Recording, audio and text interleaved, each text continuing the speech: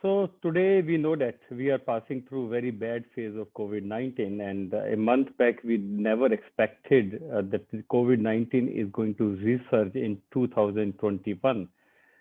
Unfortunately, it has come with more virulence, and the type of clinical features have changed. Especially, it has affected not only young adults but pediatric populations also. And for next past 15 days, past few weeks, we are viewing some complications also, which we never saw in pediatric age group during acute COVID. In this today's presentation, my plan is to not only talk about pediatric age group, but also adults. Because we are pediatricians, but we are all are adults, we are doctors. So this presentation is applicable to all the doctors who has got near and dear, who want to treat them. People want advice from you regarding so many medications, so we should be have that much enough knowledge that we can we should be able to differentiate what is right and what is wrong. In this presentation, my focus is basically on the home management, when to hospitalize these patients. I won't be touching hospital management because that many of us may not be doing hospital management, but we should know what are the indications of various drugs. As I told you, my aim is very clear. I'll be talking about basic approach in children and adult. My 70% of presentation revolves around adult because pathophysiology is better described in adult. Very few part of adult is actually applicable to pediatric age group. I'll be talking about home monitoring, indication of hospitalization, and very important is rational use of drugs, especially ivermectin, favipiravir, doxycycline, azithromycin. Means this is too much social media, and patient is smart enough they start taking these medications, and in fact, all doctors also prescribe these medications. So, is there any rationality, or should we use this medication or not? Let's be very frank. There are various spectrum of COVID-19 and various treatment options. What we can focus on most common is acute COVID asymptomatic, which I say upper respiratory tract infection, just some throat irritation, some low grade fever, some headache, nothing else, and some gastrointestinal symptom. That all we call it a acute COVID, milder form of acute COVID. What we are interested in a patient who is high risk, like an obese and diabetic, more than 50-year-old, but has acquired the infection, he's still not hypoxic. Can we do something to prevent the problem, which may happen over next 5 to 6 days? Like some antibodies, some antiviral, oral antiviral, some drugs like favipiravir, ivermectin. Can they work as a preventive measures? This time, we are viewing a new trend of disease, especially in young adults, is a fulminant pneumonia. Everything has shrunken. Incubation period, time of onset of symptom and development of pneumonia, which used to around 5 to 8 days. These patients, subset of patients, are actually developing acute pneumonia within 2 to 3 days of symptom, first symptom.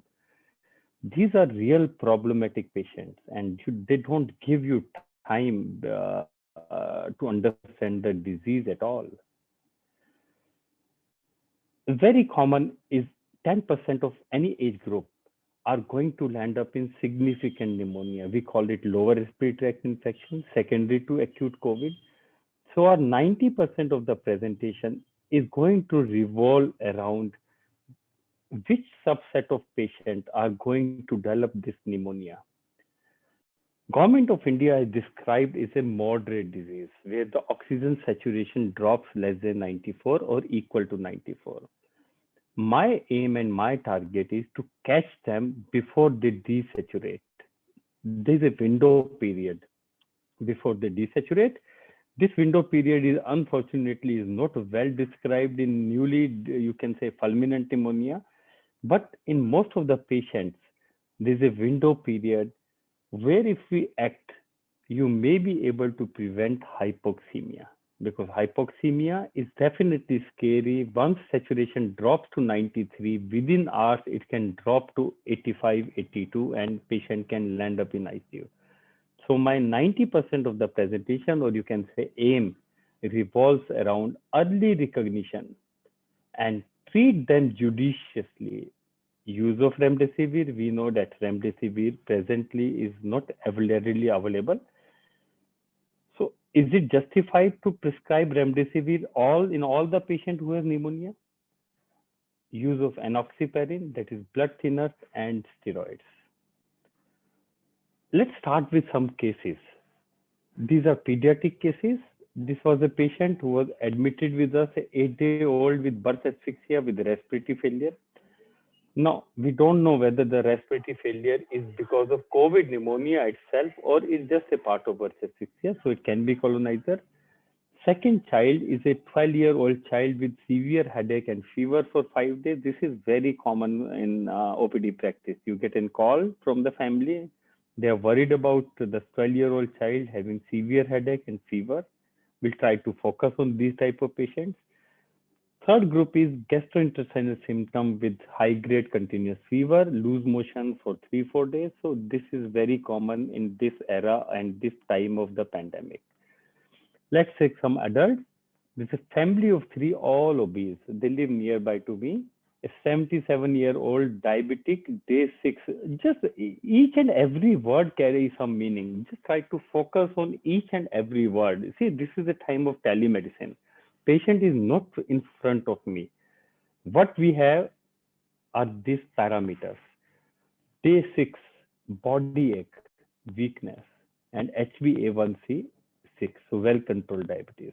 Look at the second one, 57-year-old female, diabetic, day 9 of fever, HbA1c 8.4. 72-year-old female, diabetic, 5 day of body ache and no fever. This is very important, and HbA1c not available. Okay. We move to other group, that is in this era, in this pandemic, 2021, we are getting 43-year-old, 35-year-old having continuous fever for 7 days, every 6 hourly 101, 100 fever. So we need to target this group also, that is youngish age group, 25, 30, 35-year-old. This is one group, 91-year-old, fever for 6 days, desaturating for 92%, and this patient doesn't want to go to hospital, and this is not uncommon that you need to treat. You have to treat these patients at home. So it's a high risk home delivery, you can say. As I told you, this some sort of fulminant pneumonia development in young and some old patients, which is very difficult to predict, like a 35-year-old, fever for 3 days, high grade continuous and hypoxic on day 3, land up in ICU and emergency. And we all know that as a doctor also, we feel that, okay, I'm 35, I'm 40-year-old, probably it will take time to develop pneumonia. But this is not an uncommon entity where patient is landing in ICU within 2 to 3 days of first clinical symptom and sign. So my target in this presentation, as I told you, first is the risk stratification. Out of these, say, 9 patients, which can be managed at home, which can be managed within high risk consent at home, and which need to be admitted in hospital. Whom to treat, whom to give steroids and remdesivir, where to treat, how to select high risk cases. So that is my target. Where are the places? What are the places where we can treat? Like a low risk, of course, home monitoring. And repeatedly, you will find that I'm using this word of risk. This carries lot of meaning. To start with, when you go bookishly, in a 91-year-old with diabetic, with hypertension, with obesity, you know that very likely this patient is going to land up in problem. So we have seen that era when we used to prescribe them day one remdesivir because this is very high risk case, and they refuse that. Okay, I am looking fine. Why I should take in this injectable? Why I need to be admitted? And you find that they didn't obey you, and most of the patients were fine later on. You feel fool, you feel cheated, as medical science has cheated, because as per medical science you were told that more than 50-year-old, diabetic, obesity, hypertensive, these are high risk group patients. So out of these high risk patients, you need to sub select those patients who actually require therapy. Even in high risk patient, out of 100 diabetic and obese patient, 60% will get away from the complication without any intervention. Okay, so that is my job in this presentation, how to select this high risk group patient. I've seen 35-year-old patient where I assured or somebody assured and they'll end up in hypoxemia. In this 2021, this is very common. So next two slides are most important out of the presentation. So I'm talking about low risk, where to treat. It can be home monitored. High risk, even if asymptomatic, it all depends on this, the facilities you have, people around you, and understanding of the patient. Either you can keep in home or COVID care center. High risk symptomatic, hospitalized, but many of these patients on the first 5 days will refuse that they look fine. High risk symptomatic with desaturation less than 95%. Everybody is very clear where they should be treated and managed and what type of drug. So this fourth one, everybody is very clear about the management. Problem is with the third one and the second one. That there the come the the role of a doctor rather than the paramedical officer. As I told you, this is going to be the most important slide. We all know that first one. That is high risk group is age more than 50, comorbidity like obesity, diabetes, family history of death due to acute COVID. This is very important. Yesterday, I got a call that mom is suffering from severe pneumonia. She mother is 63-year-old, but daughter is 47-year-old. Okay, she is having persistent fever for 4 days. I investigated her. Why? She was not fitting into age group more than 50. She didn't have comorbidity, but she had only major risk factor, that is severe pneumonia. Mother is suffering because it's a genetic constitution. Major role of genes comes when we select this patient, that where they are going to be in high risk or low risk, like blood group AB positive are on high risk.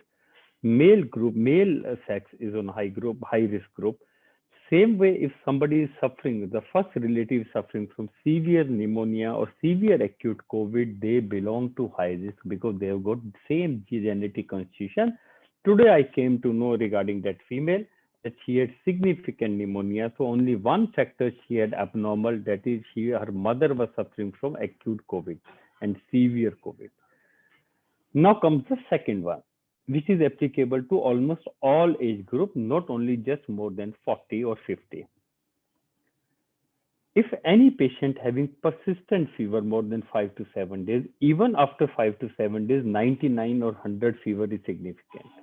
High grade fever more than 103 without medication, more than 101 if patient has taken paracetamol. Even the patient is having continuous fever more than 100, 101, especially after 2 days of the ailment. First 2 days you expect, but if after 2 days you find patient is having continuous high grade fever, this belongs to high risk group.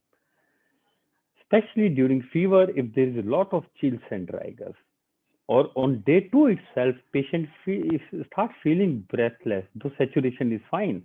So normally what happens when we talk about too much saturation, we forget about patient the feeling that he is feeling is a subjective and objective feeling of breathlessness. That is very, very important.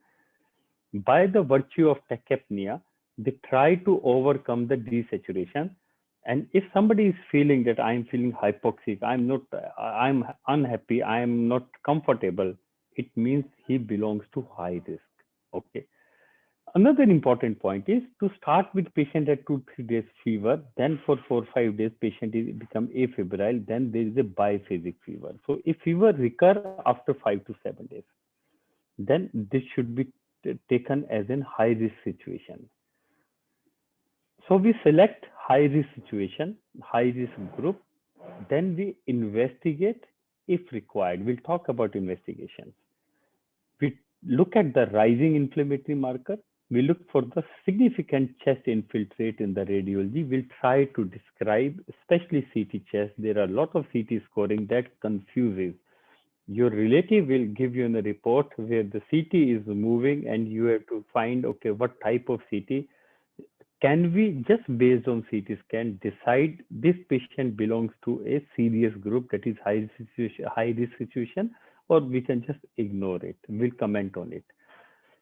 This we all know that any patient who developed hypoxemia, saturation less than 94 equal, drop from the baseline, like 5% drop from the baseline. If somebody is having saturation of say something like 100%, 99%, any drop in by 5 to 4%, that is 3 to 5 saturation from the baseline, is significant, not only just saturation of say 94 or less. Many of the patients have some COPD. So baseline saturation is very important, and they may work with just saturation of 94 to start with. So any drop by 3, say 94 to 91, is significant for them. So baseline saturation is equally important as drop in the saturation and absolute saturation. Now we talk about those patients which we managed, which we had in the initial slides. So as I told you, 88 days old, birth asphyxia, respiratory failure, there must be colonizer rather than acute actual COVID infection. But you have to decide based on the X-ray, based on the CT scan, and based on the circumstances. Okay.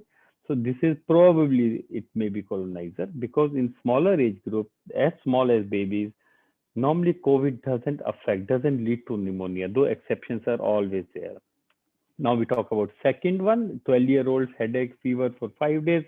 All you just need a good counseling. First of all, as a doctor, I should be confident. Okay, I'm not, I should not be shaken inside that I'm prescribing something, but I should be confident. Okay, 99% the baby will settle another 4 or 5 days. But I need to tell them red flag signs, which we are going to discuss in pediatric age group. Okay. So in both these patients, we just need paracetamol or any combinations in mefenamic acid, and forget about zinc and vitamin C and ivermectin. Nothing has to be prescribed, not only in pediatric age group as well as in adult age group. This we are going to discuss it again, but what you need a good counseling, not only focusing on the pediatric age group, but you have to counsel about the elderly in the family also. That is in part and parcel of a pediatrician. So my journey started as a pediatrician for pediatric patient, but I switched on to the adult also because I felt that means I am the fulcrum for the family, so I need to counsel the parents also. Most of the medical medicine people don't have time to counsel them. That is a major problem with the COVID-19 management at home. So counseling is required not only for pediatric but also for the adult age group.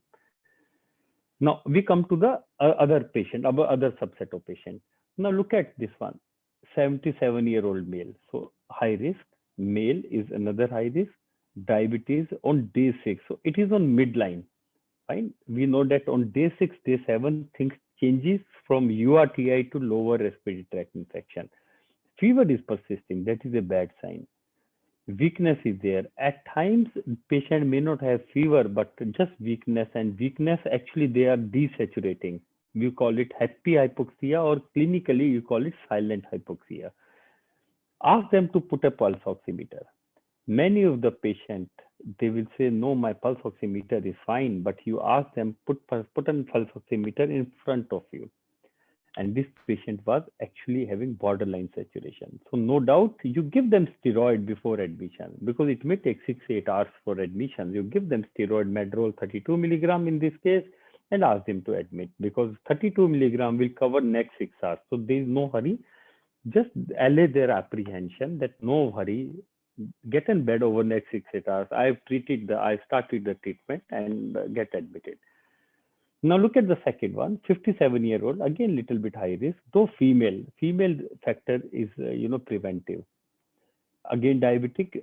The problem here is the day 7. So we have crossed that 5 to 7 windows, the day window. Fever is persisting, though HbA1c is 8.4, that indicates diabetes is out of control. Saturation is 97. This is a good sign. Okay. Now, this is a patient. You are internally worried. Day 7 of fever. Predisposing factors are there, even if it is a low grade fever. This patient actually needs evaluation. Evaluation either home based, if you are confident, family is ready to take risk, or admit them and then evaluate. So it is based on the where the patient is, what type of facility he has, what type of backup he has, and how confident is the family to take the risk. During counseling, you have to convey during first day of the counseling that this is a risk we are taking while we are managing online. The risk we are taking, not I am taking as a doctor, but as a patient, as a doctor combined. They should understand on the day 1, anytime saturation can drop, they have to rush to the hospital anytime while we are evaluating, while we are waiting for investigation. Okay. Now come to the third one, 72-year-old diabetic, 5th day, body ache, no fever. So patient actually become afebrile. So you can just tell them, convey them, need not to follow, just watch for the fever. If fever reappear or saturation drops, then you come back to me.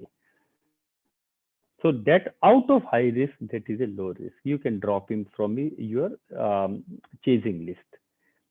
43-year-old, fever for 7 days, and the pickup point or important point is 101 fever every 6 hours. This again is in high risk, and you give steroid to this patient.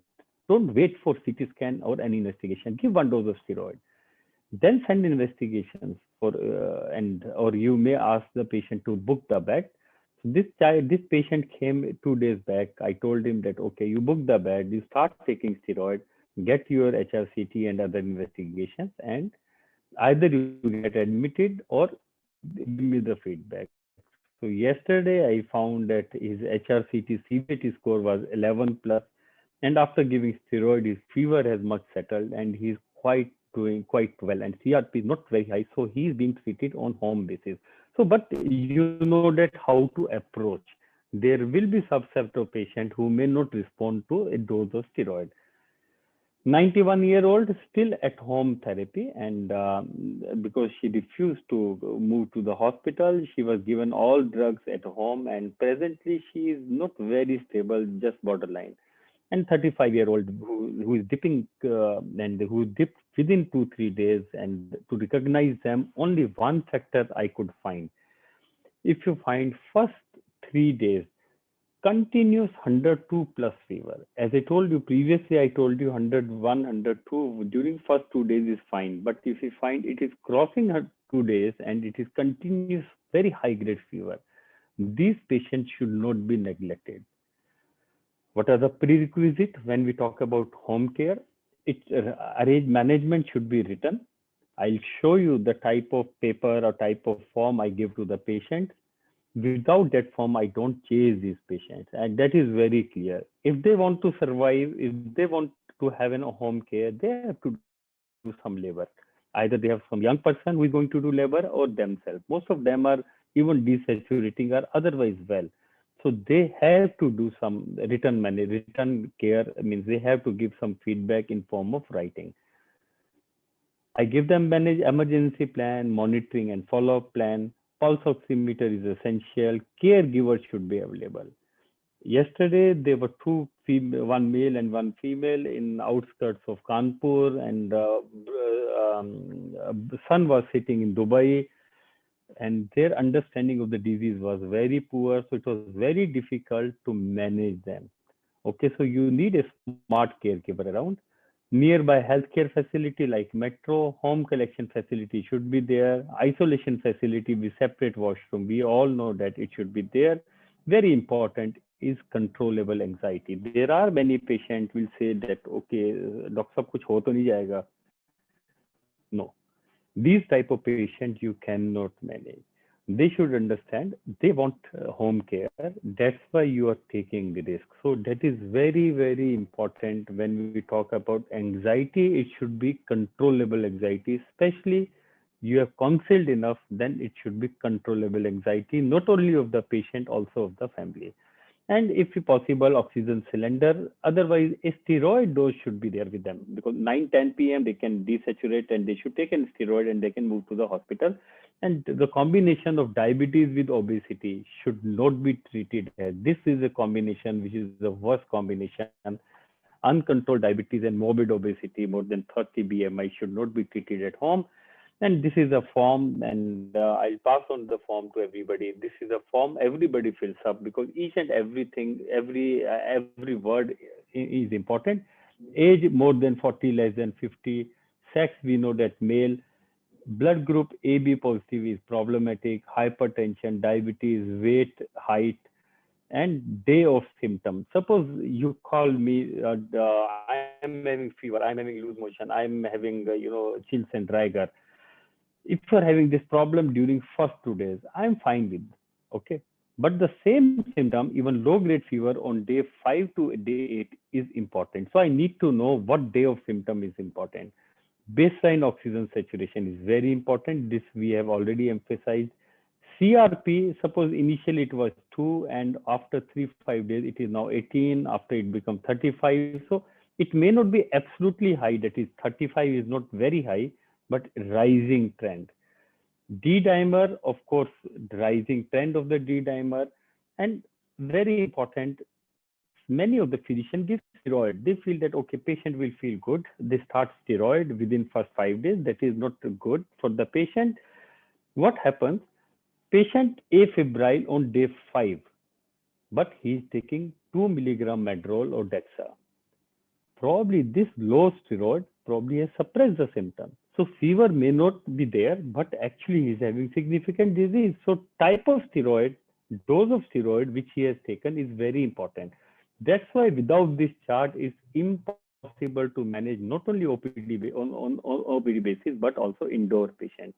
And the type of drug which we are taking, because we have to titrate the steroid over the time based on the CRP, based on the oxygen requirement, and based on the CT scan also. So there are all these parameters which helps us in managing these patients on home basis.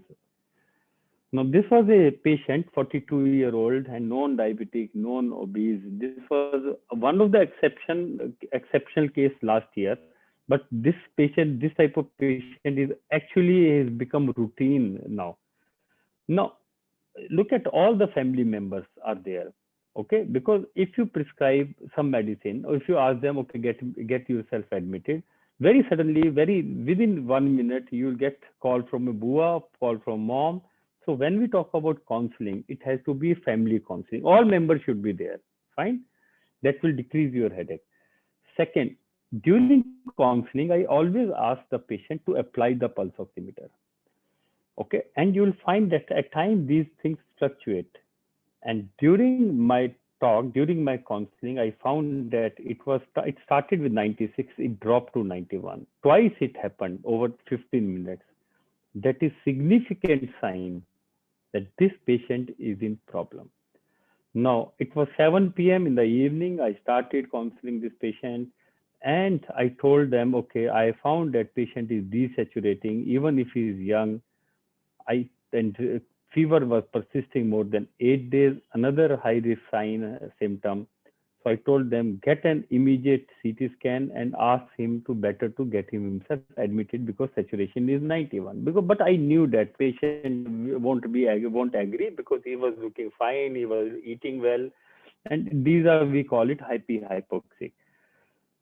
End of the talk, when I told them, okay, you don't seems to be convinced, get an CT scan. Okay, at times there is a clear-cut indication of admission, and there is no indication of CT scan because saturation is already low. Patient needs steroid and admission. They won't agree. You have to get a CT scan. On CT scan, when they find, okay, score is so bad, then they will rush to the hospital. This is not an uncommon thing. Now, at the end of my counseling, they said, sir, we got CT scan in the morning, and this is the score. We were just taking the second opinion, and CT score was very high, 18 out of 25. Anything more than 11 is significant. This patient couldn't get the bed, but emergency steroid dose was given of 32 milligram Medrol, and then patient got bed next day and required very high oxygen over next 7 days, deteriorated like anything, and presently patient is absolutely alive. So absolutely healthy. Now, so young patient present pandemic should not be taken lightly. Now we move to another part of presentation, that is basic understanding of the disease.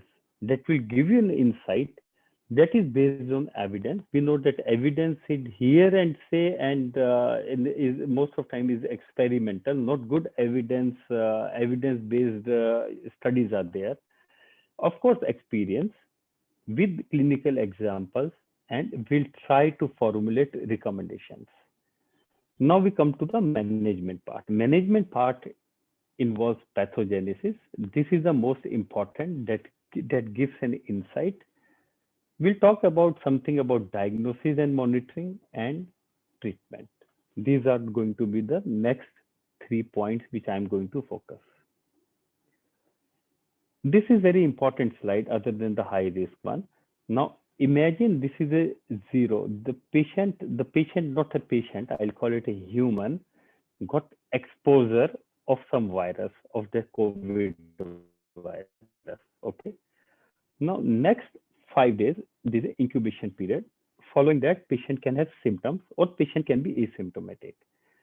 If patient develops symptoms, we call it day 1. This is the most important landmark based on which everything is decided further. Now, what is surprising in this infection, we all understand that viremia starts 2.5 days before this onset of symptoms, and patient become contagion, means 3 days after acquiring the day 0, so 3 days here and 2 days here from the symptom, the patient become contagion, the human become contagion, he can spread infection. And here at this stage, we can call it pre-symptomatic or asymptomatic based on symptomatology he develops following incubation period. This we know is a very important period when the patient infect a lot of people, and the viremia starts here. It peaks on the day 1 of symptomatology. Around 14 hours before the first symptom, it's a peak of viremia inside the throat. Okay, that's why if somebody asks you what is the best time to get an RT-PCR, it's a day 1. Viral replicates over next 5 to 7 days. If you have got a good immunity, like innate immunity, which we used to say in the young people, what will happen? Patient will have cold cough, some fever, but patient will be very soon asymptomatic.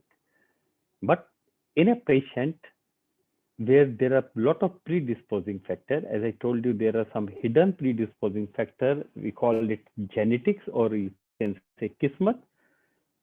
There will be delayed innate immunity. We know that this virus evases immunity, that is alpha interferon type 1 and type 3 factors that evases and leads to dysregulated inflammation. Usually it starts on day 6, day 7. But as I told you, now things are shrinking. The symptoms which were appearing on day 10 are appearing on day 7 and day 8. So this dysregulated inflammation leads to inflammatory coagulopathy also. And here virus might have died, but it is the viral debris that is greater the virus debris leads to more problem, more inflammation and more dysregulated inflammation. If patient is lucky, he escapes all this and become normal. But if he's unlucky, he can end up in chronic lung disease. Many of the patients, they recover from active disease, or they may be just mildly symptomatic or post-symptomatic during first 5-7 days. But after 14 days, the cardiac symptom can start. It can be just tachycardia. So many of the asymptomatic patients on day 14 can land up in some form of problem, or patient can end up in post-COVID state, unlucky state that can persist for another few months. Or patient can have milder disease, they escape all these problems, but they land up in hyperinflammatory syndrome after 2 to 6 weeks. So there's a various spectrum of this disease patient can acquire. What are the common symptomatology? All sort of symptoms can be produced. We all know that nowadays nausea, vomiting, and diarrhea is pretty common. There can be shortness of breath, difficulty of breathing. There can be cough, sore throat. But one thing is very good. If somebody loses the taste of smell and taste, that usually indicates milder disease. That is a very good sign. If somebody conveys you, I have lost the taste of smell and the taste and smell, and I think that is a good sign. Patient are having intractable headache. Patient fatigue and muscle body ache is very, very common. If somebody is having one-sided throat pain, usually that is not due to COVID. It is usually central. If somebody is having one-sided throat pain and without myalgia, normally it is bacterial infection. Now look at this patient, 48-year-old male who's poorly controlled diabetic, fever for 7 days, loss of smell for 2 days, afebrile for 2 days. On day 9, he became breathless, oxygen saturation dropped to 93, CVT score of CT was 12, he was admitted, given steroid. This was just one exception where despite of loss of taste and smell, patient had pneumonia. So it means that even if patient is not having taste and smell, you need to keep close watch on other parameters also. Now we come to the investigation part. Virus identification, I am not going to focus because everybody knows that RT-PCR. Only one thing, that rapid antigen sensitivity is less, but if rapid antigen shows you that there is a virus, need not to get an RT-PCR because it is very specific. RT-PCR is sensitive as 70 to 80%, but what happens during first 3 days, it's the best sensitivity. As the days passes, especially after day 7, the false negative cases increases. Then probably CT scan becomes more sensitive. And these Faluda paper strip tests, they came in media, still not used in general population. Antibody test is mostly used for the response seen later on. So no need to get an antibody to check an active infection. But in a patient who has got active infection, to decide the role of convalescent plasma, it plays a major role. We need to describe inflammation. It can be described by blood counts, neutrophilia, C-reactive protein, ferritin, and D-dimer. And chest X-ray and CT scan can actually define the type of pneumonia development in these patients. Now, there are many confusing terms like Gene Expert, QSTAT diagnostic, BioFire, TrueNat, and what are these type of tests and how they are different from RT-PCR. When we talk about RT-PCR, is a classical RT-PCR which takes around 12 hours. What different type of, you can say, nested RT-PCR, these are portable cartridge-based system which gives you result within, say, 4 hours or 2 hours. So we'll try to define these type of systems. So classical RT-PCR, there is the CT value, which we'll be discussing later on. Before that, let's see what are these portable cartridge-based system. And because you know that they give you result within 4 hours, within 2 hours, are they really true PCR, or they give false positive or false negative? They are actually real PCR. There's no difference between the classical PCR and this PCR. When we talk about SARS-CoV-2, it means you need to detect two antigens. E is a non-specific antigen for corona, and other antigens are specific like ORF1, ORF8, and 2. These are specific. So we need to detect two antigen, only then we'll say it is positive. Otherwise, it will be equivocal test. So GeneXpert is available, and it is from the USA, and only for the SARS-CoV-2. It detects E and N2. Test duration is 30 minutes. This is Quistat Tex, and it is from the Germany. It also, other than SARS-CoV-2, also detects 21 respiratory pathogens, and test duration is little bit more. It is 70 minutes. This is a BioFire, is available in our hospital, and we all normally get this test, though it's a costly. But not only it gives you SARS-CoV-2, but it also gives all four coronaviruses plus 21 respiratory pathogens, and it detects ORF1 and ORF8. And then comes your TrueNat. What is TrueNat? TrueNat is a screening test. If this screening test is positive, it means he is having beta coronavirus. It doesn't detect SARS-CoV-2. If beta coronavirus is negative, SARS-CoV-2 is a part of beta corona, so it detects is a species. So if you find beta corona is negative, it means it is not having SARS-CoV-2. But if it is positive, then you have to get a confirmation of SARS-CoV-2. So E gene is basically a beta corona, and then you have to confirm it based on ORF or any other gene. Okay, so this way, a TrueNat is basically a screening test that we need to understand. Now, this is very confusing thing, a CT value. All patients, means say around 40 patients I saw day before yesterday and past 3 days, all patients on phone. Dr. Dhiren, CT value is 18. I mean, they emphasize it because of the social media, they know that CT value means it can be severe. Lesser the CT value, it can be severe. More the CT value, it can be less severe. This type of thought process they have. What is CT value? CT value is a cycle threshold value. Cycle threshold, we know that we need to understand the PCR, polymerase chain reaction. It is a chain reaction which amplifies the copies of the gene. Okay, now let's assume we have got 10 copies of E gene, and we need to produce a fluorescent signal which is detected by the machine. So if the cycle, if that machine takes 35 cycle for that fluorescent signal to appear, it means the value, the amount of initial gene of that any given E or ORF must be low. Okay, but if it gets detected within 15 to 18 cycle, it means the initial value must be high. So that is the basis of the thought process of that CT value. What is the limitation? CT value gives you infectivity, but doesn't give you about the severity. In the same patient, if you get an CT, if you check your throat examination in the morning, your CT value may be 18. In the evening, the same CT value may become 24. If you do not collect the sample properly, if you do not store the sample properly, if you do not transport the sample properly, your CT value may go down. CT value is based on so many confounding variables. The CT value varies from the type of genes you are detecting, type of kit you are using, and which lab the CT value is being given. The day of ailment, CT value changes. Day to day, minute to minute, hour to hour.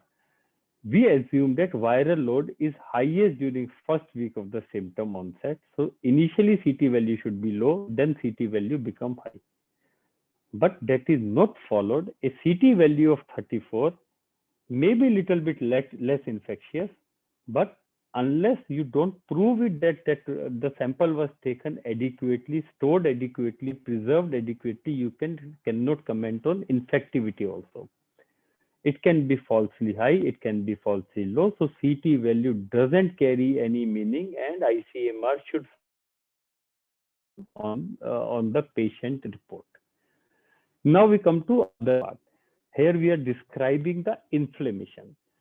So clinically, we need to chase this patient. One is clinically symptomatology. Second is development of hypoxemia. Third is development of inflammation.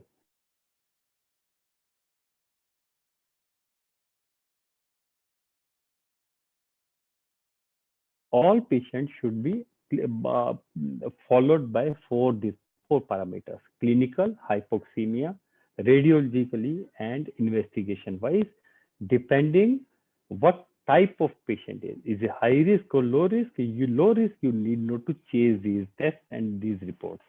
So let's start with the neutrophil lymphocyte ratio. What we expect that CD4 cells in a given patient should increase.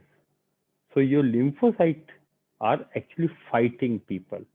More the neutrophil, probably more the complications. So lymphocyte, if neutrophil are say 90 and lymphocyte is just 10, we call it, we are going towards zero lymphocyte syndrome. Poor the lymphocyte number, likely these patients land up in problems. So people have tried to give the number less than 4.5, less than 6 means more than 6.5 ratio, more than 4.5 means in other words, if you find more the neutrophil, less the lymphocyte, that can predict the disease severity.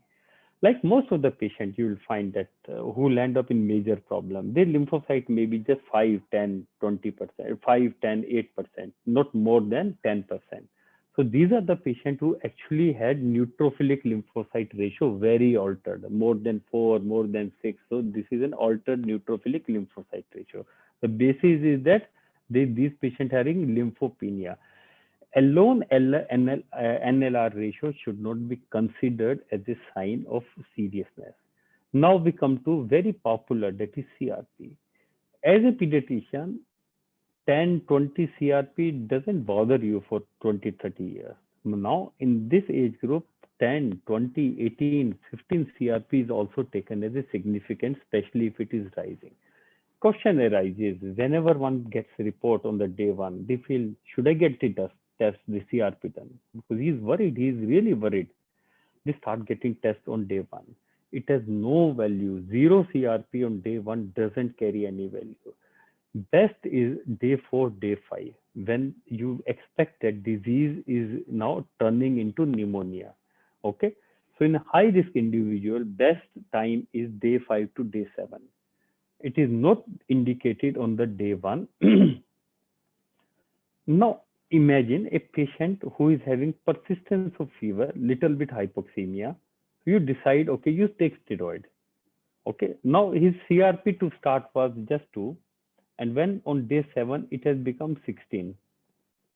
Second group, when patient started become little bit hypoxic, the CRP becomes 70. How it makes a difference? Yes, it makes the difference. If you find there's an indication of admission, but CRP value is mounting beyond 70, 80, very likely this patient is going to land up in hypoxemia very quickly. The rate of deterioration is going to be very quick. So this patient, though presently is not majorly hypoxic, but this patient should not be admitted in a simple nursing home. This patient ideally should be admitted in a big hospital with ICU backup. That is important. So trend of CRP is more important than just one CRP value. Now look at this 40-year-old male, fever for 10 days. This was my first patient as an inpatient, and my resident told me patient is hypoxic.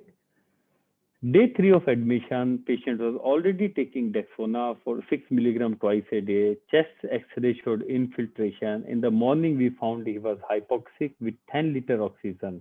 This patient was shifted to ICU and high flow nasal device was given. What I found in this patient, CRP was absolutely normal till day 10, and D dimer was little bit on higher side, and IL-6 was on higher side. So what I want to convey, that CRP alone cannot be just in one marker which should be chased.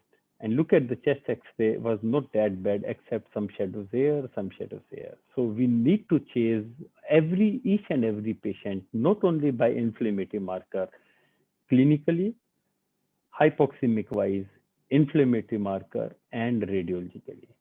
Now we come to the D dimer. D dimer is very confusing. It's a very scary also. So that's why whenever somebody gets an abnormal D dimer, they panic. What is the normal reference range? It is less than 400 nanogram or less than zero point 0.4 microgram per ml. D-dimer, along with clinical sign and symptom, if you find is pretty high, especially more than 2 rather than zero point 0.4, this indicates very high motility to the sensitivity of 92%. D-dimer also helps in titrating the anticoagulant.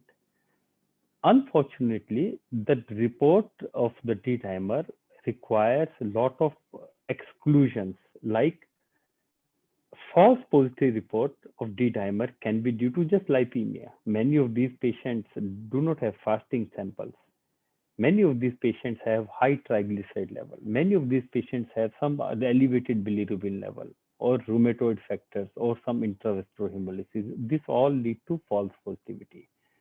There can be physiological setting where the D-dimer may be elevated, like pregnancy, some inflammation, not due to COVID, because of some other infection, or there's a malignancy, trauma, post-surgical treatment, liver disease and heart disease, all can lead to D-dimer.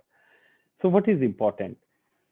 When you take a sample of D-dimer, it should be transported to lab within 3 hours. If not possible, plasma should be separated and it should be transported in the dry ice. That's why you get one marker positive, that is D-dimer, that is abnormal, and patient looks absolutely fine.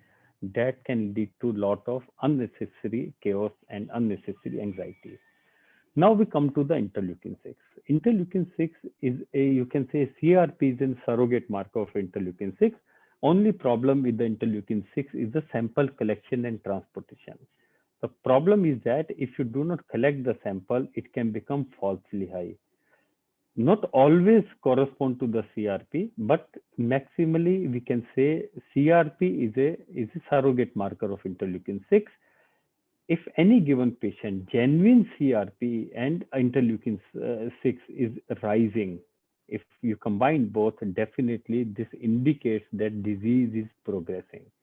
And in any given patient who is hypoxic, and if interleukin 6 is more than 80 with CRP more than 97, very likely that this patient is going to land up in major crisis, major problem very quickly.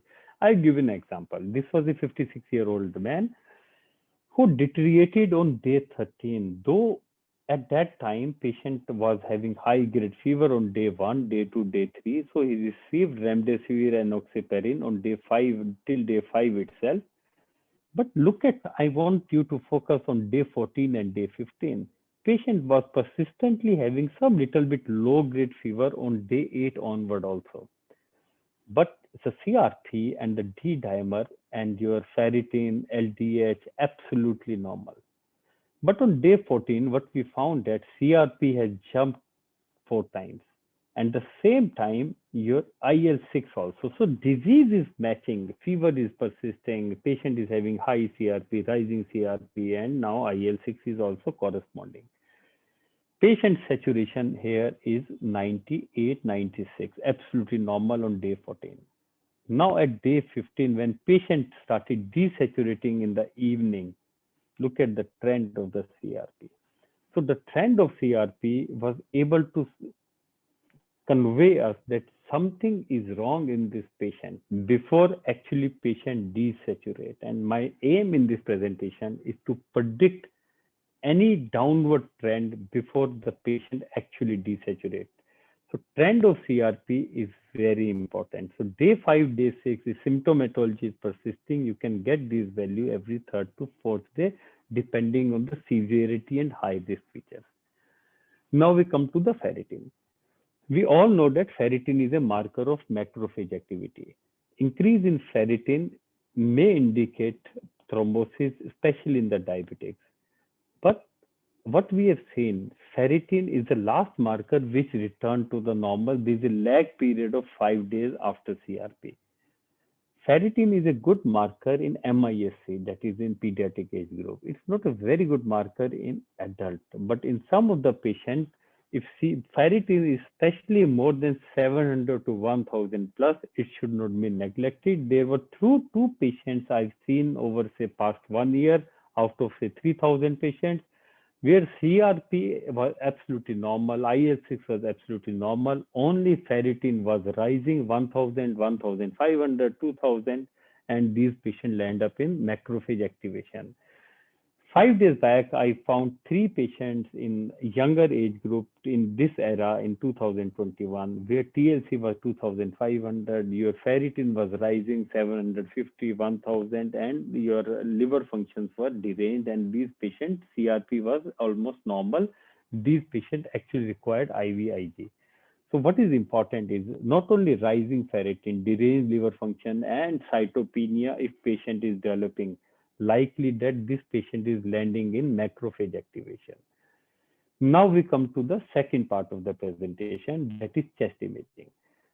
This chest inappropriately used modality, and there is no routine use of chest imaging in 99% of the patients.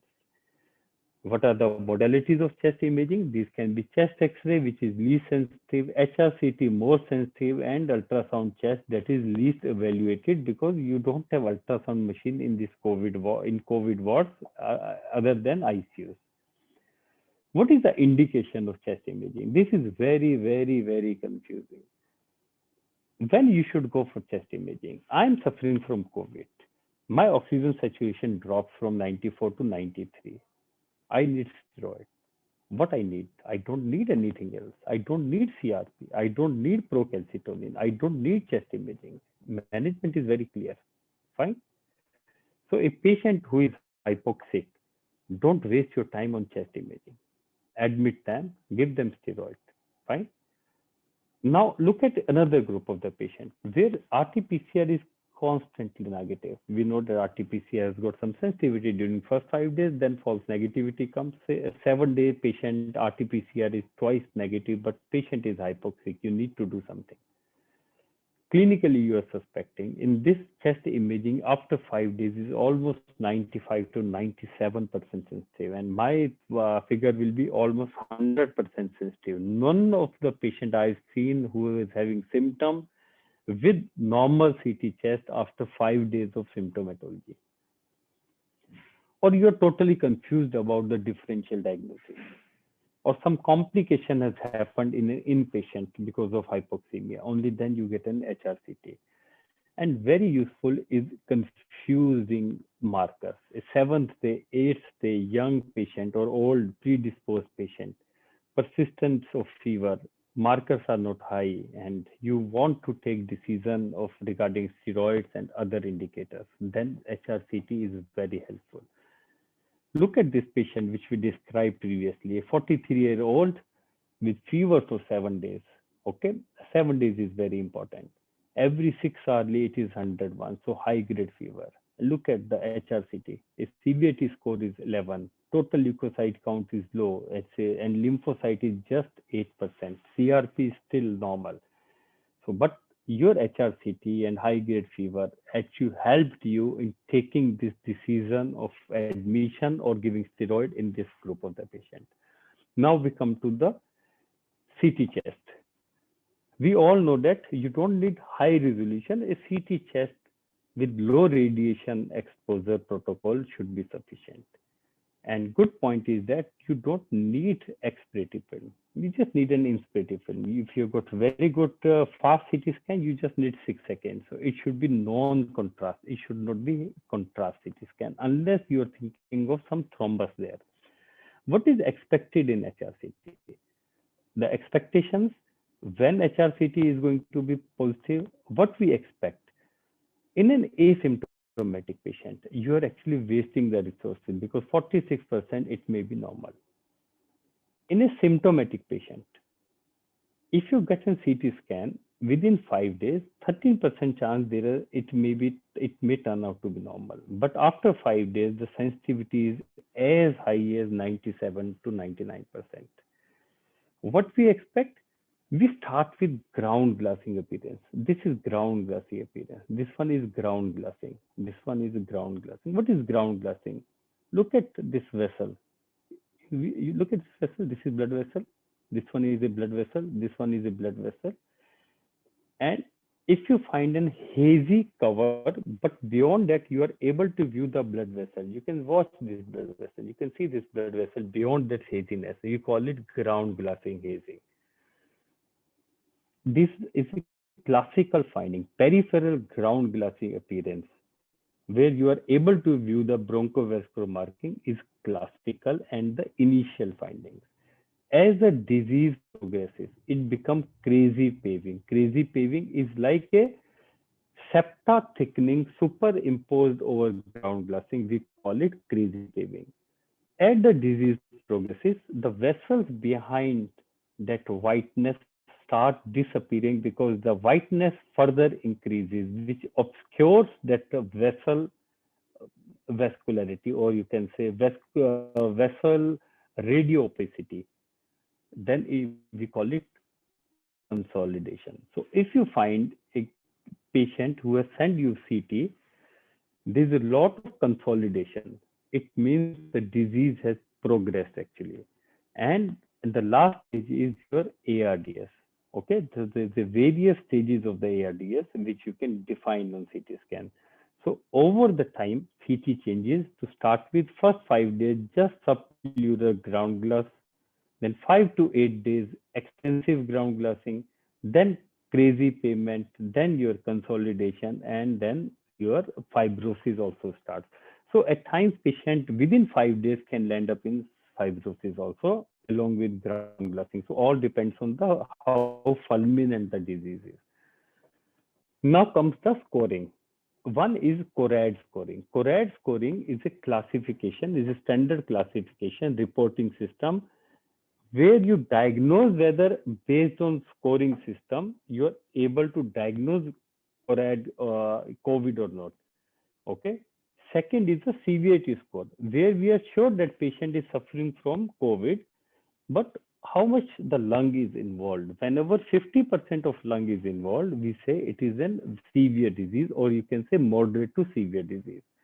So CORAD scoring system for the diagnosis, like in CORAD 1, there are non-specific abnormality. But as you go to the CORAD 2, CORAD 3, CORAD 4, you find classical finding of COVID, that is ground glassing has appeared. And if your RT-PCR is also positive, it is 100% confirmed. This is CORAD 6. CORAD 6 means RT-PCR positive. It means it is only COVID. What are the classical and non-classical finding on CT? We need to understand non-classical. When epidemic shortens, when epidemic disappears, then there will be confusion. A lot of other patients will merge in, presenting with hypoxemia. Like if you find a patient having pericardial effusion and cavitating lung disease, less likely this is going to be COVID. If patient having significant lymphadenopathy, only 5% chances that this can be COVID. But recently, I got a patient with lymphadenopathy with lot of ground glassing. So tuberculosis patient can have ground glassing. So there can be combination, but if you find alone cavitary lesion, less likely it is to be COVID. Let's try to describe the lung. On the right side, this is upper lobe, then comes your middle lobe, then comes the lower lobe, then we move to the left side, this is upper lobe, left side, then comes the lower lobe, and we'll try to describe the percentage of lung involved as per the lobe. And we know that you give 5 number to all, 5 to this, 5 to this, 5 to this. So 25 number you give 1 point. If less than 5% abnormality is present in particular lobe, 2 point if 5 to 25% is involved, 3 point if 25 to 50% is involved, and 4 point if 5 to 40 to 50 to 75% of that lobe is involved, and 5 lobe means 25. So how you select the lobe? You could take a coronal plane. This is a coronal picture. You take a coronal plane, calculate the complete scoring. Now look at, this is the whiteness out of this lobe. So you can say around maybe 20% lobe is involved. If 20% lobe is involved, we are going to give a score of 2. Okay, this way we combine each and every score of the lobe and you give COVID score of say 10, 20, 15 out of 25. And there are other scoring which are out of 40. So we'll discuss the most simple one, that is lobe based, that is out of 25. Again, remember 5 out of 25 doesn't mean 20% of the lung involved. Normally 11 to 14, it means 50% lung is going to involve. Now question arises, you get a CT score. Can I predict clinical scores just based on the imaging?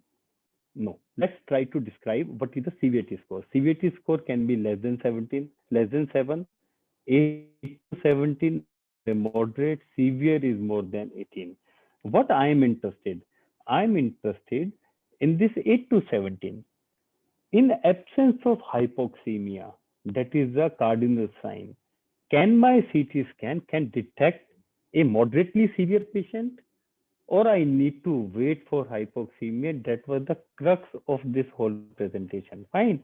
Now let's try to describe this way. What has been seen by 2-3 studies that even if CT severity score is 8 to 17, patient may not develop typical hypoxemia that is described by Government of India, that is severe, that is a saturation less than 94 as a moderate disease. So in a mild disease, imagine where saturation is more than 94, now 95, but there can be subset of patients where your CT severity score is actually very high and more than 50% of the lung has been involved. That's why I criticize this differentiation, mild, moderate, severe, just based on hypoxemia. Non-hypoxic patient can have very high CT severity score, which we pick up before these patients developed hypoxemia. Now we come to the treatment part. This is the last part of the presentation. What are the therapeutic classes under investigation? These are antivirals, immunomodulator drugs like corticosteroid, antibodies. What we are not going to discuss, which are useless drugs, which are placebos, even if they are used in some of the government protocols. Drugs like azithromycin, ivermectin, doxycycline, vitamin C, vitamin D, hydroxychloroquine, favipiravir. These are the drugs of no utility. Fine. These are moreover placebos. What happens if you try to give them drugs, these drugs, and don't focus on counseling? You can prescribe whatever n number of drugs you want, but focus on counseling high risk feature. What will happen? You have counseled one. People will cut, copy, paste your prescription of vitamin C, vitamin D, ivermectin, azithromycin, and the neighbor people will also start using. What is important is the counseling to detect high risk feature. What is lacking in the prescription is that component. So counseling is very important than prescribing these useless drugs. So we are going to focus on only few drugs, antivirals like convalescent plasma, remdesivir, antibodies, immunomodulators, corticosteroid like JAK inhibitors, and anticoagulant. Now, if we are able to understand this diagram, then things are very easy. We know that first phase is of viremia, then comes of pulmonary involvement. Pulmonary involvement has got two phases, 2A, 2B. In 2A phase, there's a lot of infiltrate in the lung, but still hypoxemia hasn't set up. 2B is actually inflammatory state when hypoxemia hasn't set up. So lung involvement is due to three causes. One is due to thrombosis, second is due to viral infiltrate, third is because of host inflammatory response phase, that is inflammation leading to whiteness in the lung. So pulmonary phases can have two stages. First stage can be just because of virus debris or because of thrombosis, and second phase because of inflammation. Okay.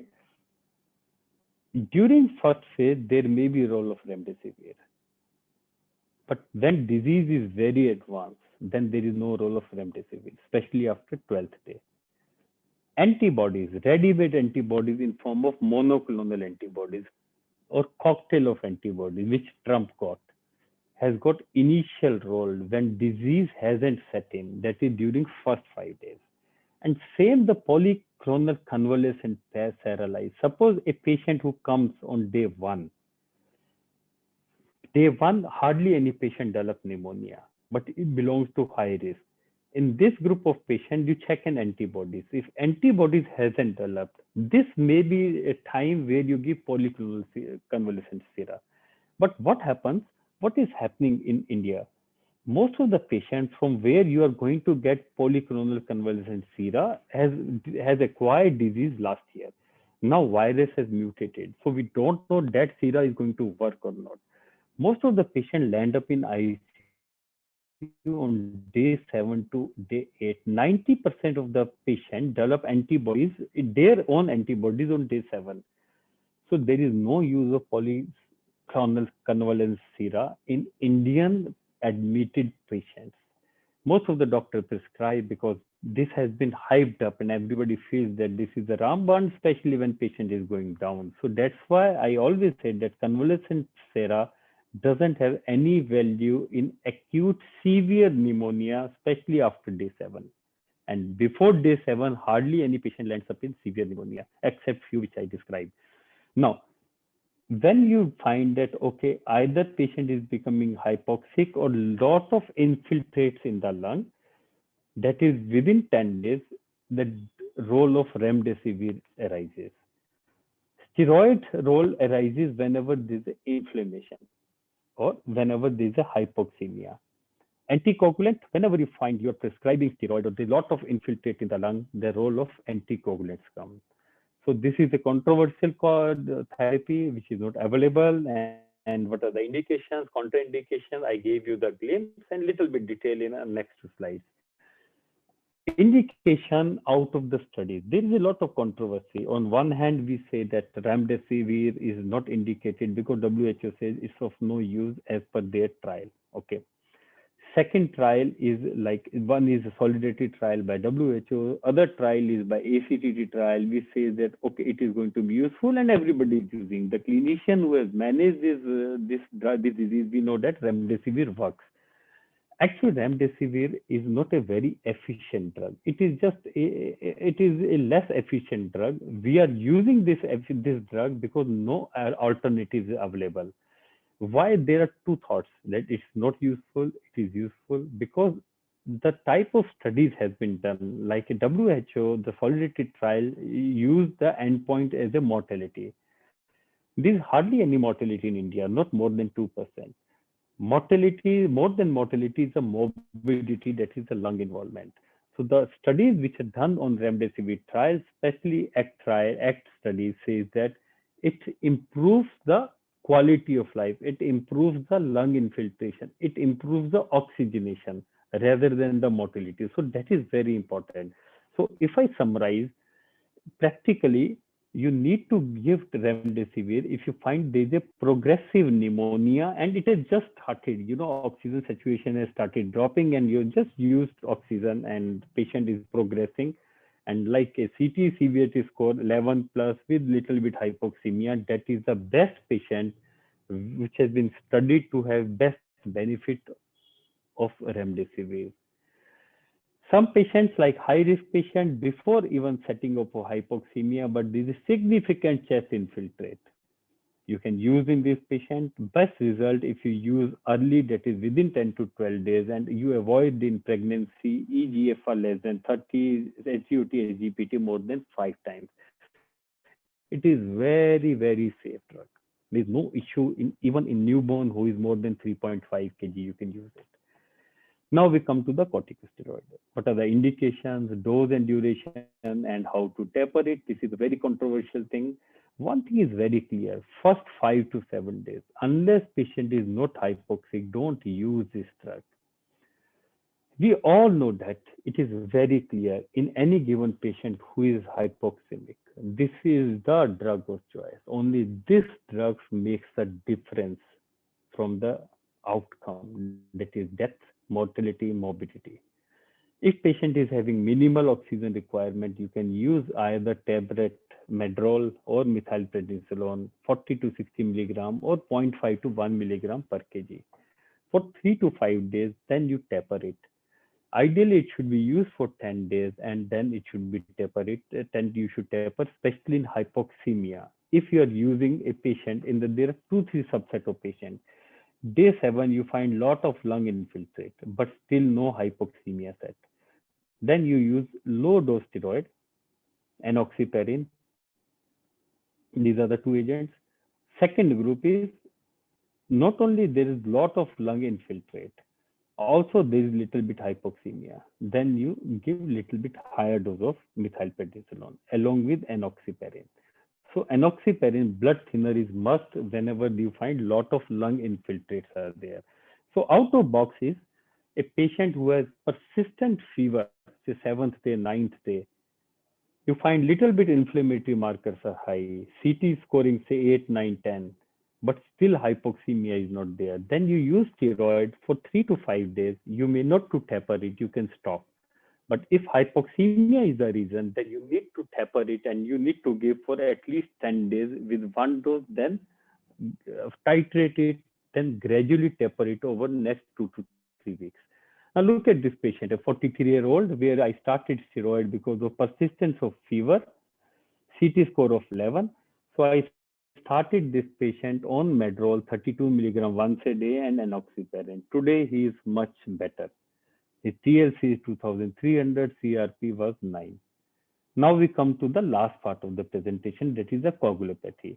That is the thromboinflammation. We know that inflammation leads to thrombosis, thrombosis leads to inflammation. So both are brother sister who always fights with each other. We all know that this is a virtuous triad: endothelial dysfunction, platelet activation, vascular endothelitis, and this all lead to thrombosis. That's the problem. What is the indication of anticoagulant therapy? What is the duration, dose? Whenever there is a high risk of thrombosis, either your D dimer is saying it's high, if your chest infiltration is too high, you start steroid with and with, means you start anticoagulant therapy with and without steroid. You give it for at least 10 days injectable, that is subcutaneously, then you taper, then you stop over next 2 to 6 weeks. So this is the way we use anticoagulant. So if patient is having mild oxygen or moderate disease, that is minimal oxygen requirement, less than 5-7 liter, you give enoxaparin 40 once a day. But if you find patient is having more than 10 liter oxygen requirement, a severe case, saturation less than 90, then you use 40 milligram twice a day. So this is the basic protocol. There are some controversial therapy which everybody wants to hear, that is convalescent plasma. As already emphasized, that convalescent plasma contains antibodies. In India, most of the antibodies either is been vaccine induced. This vaccine probably may not be working with the mutated strain. So we don't know how this antibodies is going to work, one. Secondly, there is no indication in patient who is admitted with a severe pneumonia. It has got a role. First 5 to 7 days, if patient land up in pneumonia who doesn't have his own antibodies, it may work. But it can have a lot of reactions, lot of side effects like TRALI. So beware of prescribing convalescent plasma therapy. It has got no role after 7 to 9 days. Tocilizumab definitely is out of stock, out of market. In most of the cases, it harms more than the benefit because it leads to totally immune paralysis. That is a major problem with the tocilizumab. What we know that first 7 days it is innate immunity. Second is the reactive immunity. And when the reactive immunity overboards, it leads to inflammatory pneumonia. What the tocilizumab does? It tries to inhibit all the IL-6. We know that IL-6 is required for remodeling of the lung. So it has been seen that if you give tocilizumab unnecessarily, it can lead to lot of lung fibrosis later on, and it leads to lot of nosocomial infection. Now, the last part, which is devoted to the pediatric patients, but the principles are same except the complications. And you will find now the pediatric patient management is much easier once you have understood the adult and the pathogenesis. We know that again it has been described as a mild, moderate, and a severe. Whenever any given patient oxygen requirement is there, or patient is become dull, patient is not accepting orally, patient is actually is landing in the moderate or severe variety. Severe critical variety, patient can have an ARDS, patient can have like septic shock, patient can land up in any sort of complication. We call it moderate or severe. Most of the patients which approaches us actually belong to the mild one. Either they are asymptomatic or they are having just fever, URTI. You just need antipyretic, antipyretic, antipyretic. No role of vitamin C, zinc, any drug at all. You can prescribe n number of drugs, but do not prescribe ivermectin, azithromycin, doxycycline to this subset of group. Just give symptomatic. Out of this mild looking patient, what are the features when I should think of moderate or severe? One more I would like to add. In acute COVID, 10% can have MISC, multi-organ inflammatory syndrome. This is a group which troubles you more than the COVID pneumonia. So I would like to focus on this subset of patient, that is MISC during acute COVID, when I should send this patient for investigation. These are some doses of steroid in pediatric age group. As I told you in adults, these are the pediatric doses: dexamethasone, prednisolone, methylprednisolone, and these are the doses you can use. If you find MISC, then you need to use high dose, that is 10 milligram per kg of methylprednisolone. Otherwise, 1 milligram to 2 milligram of prednisolone should be sufficient for 10 days. Now, this is very important. The last two slides are going to be very important. I'm giving you two examples. This is an acute COVID, and Dr. Pankaj knows the both patients. Acute COVID in children, went to suspect MISC. This is a 12-year-old male who presented with fever, vomiting, pain in abdomen, COVID, RT-PCR positive, antibodies negative. CRP is 236, procalcitonin is 1.34, pro-BNP normal, and CT showing appendicitis. Fine. Second is a 14-year-old, pain in abdomen, vomiting for 2 days, ultrasound query appendix, and nobody knows what is the finding, but severe pain and antibodies, COVID antibodies positive. Surgeon was about to operate it, but other tests indicated that probably this is MISC, not typical appendicitis. Fine. So these are the confusions which will happen in these patients. So how to differentiate? The major differentiating point is what time of epidemic we are. Presently, we are in acute pandemic. During pandemic, acute pandemic, only 10% will have MISC. After 2 to 4 weeks, we'll find these type of patients, that a 14-year-old who was diagnosed to have pancreatitis and conservative approach helped. And this 12-year-old patient required theater.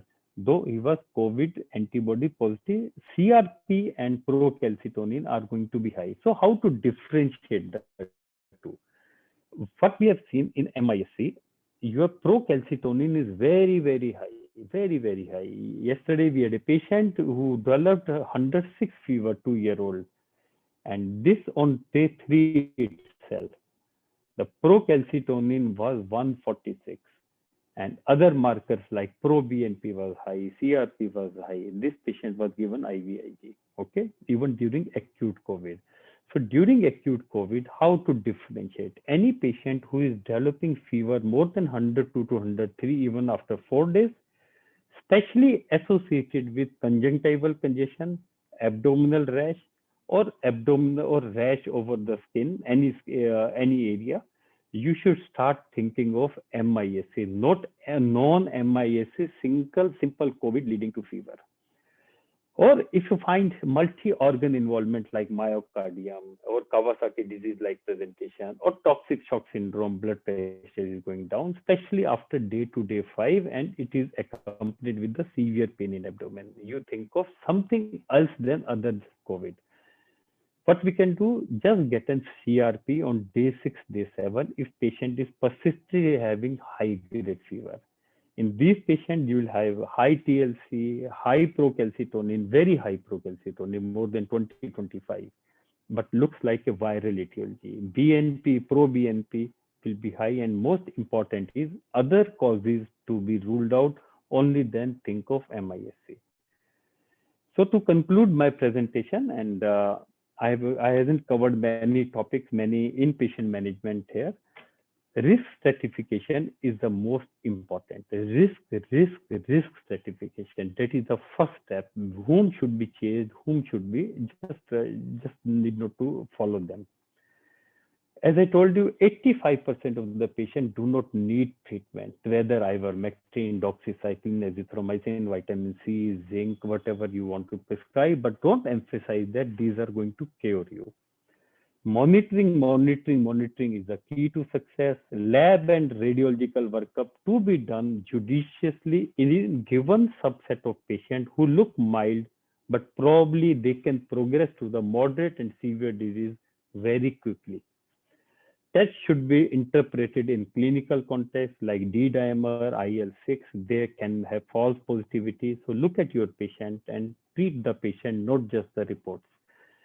When you chase the patient, you need to not only chase the reports, you need to chase the hypoxemia, clinical features like fever, and inflammatory markers on investigations, radiological. So these four are the major limbs which are required. These four, if together, becomes the fist of the management. Recognition of early stage, that is 2A stage, is very important, that before they develop significant hypoxemia. If they develop significant hypoxemia, that become medical emergency. Give them steroid and ask them to get yourself admitted, because no time, saturation within 92 will become 85, 84. Remdesivir, again, we have passed that era where we started giving remdesivir during day one in high-risk patient, and we found that these high-risk patients also land up in late cytokine storm and pneumonia. So remdesivir is not a perfect drug. It is you can say, a moderate acting drug. It works, but what works is the timely steroid and anticoagulant given in particular subset of patients, given in that window period, that is most vital and most important. Thank you very much. Thank you. Thank you, Dr. Dhiren, for an excellent talk. As always, so just to have some discussion, that also will be recorded, Manish? Yeah, I think we can. I wanted to. If you want, I can stop discussion. I can stop recording. Yeah, you can stop recording, and Yeah. We can stop. Take care. Take care. Badly need some Take care. support psycho. Yes.